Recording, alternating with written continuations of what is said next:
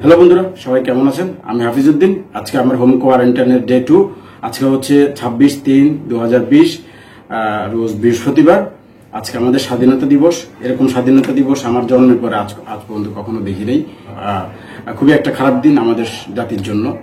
শুধুমাত্র করোনা থেকে বাঁচার জন্য আমরা সবাই ঘরে আছি। তো আজকে আমাদের দেশে করোনা পরিস্থিতি হচ্ছে, এখন পর্যন্ত 44 জন আক্রান্ত হয়েছে।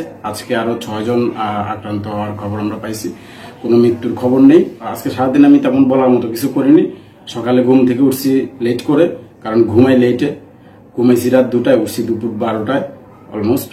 সো নাস্তাটা করে দেন দুপুরে গোসল করে লাঞ্চ করে শুইলাম, মুভি দেখলাম। মুভি দেখা আমার নিত্য নৈমিত্তিক ব্যাপার এখন একটা। সো মুভি দেখলাম। মুভি দেখার পর বিকালবেলার দিকে কিছুটা সময় আমার হাতের সাথে আমার খরগোশ ওর সাথে কাটাইলো। অন্যগুলো কেটে দিলাম, অনেক বড় হয়ে গেছিল। সন্ধ্যার দিকে মাগরিবের নামাজ পড়ার পরে নাস্তা করে আমি ভিডিও বানাতে বসলাম। আমার চ্যানেলের জন্য কিছু রিয়াকশন ভিডিও করছি।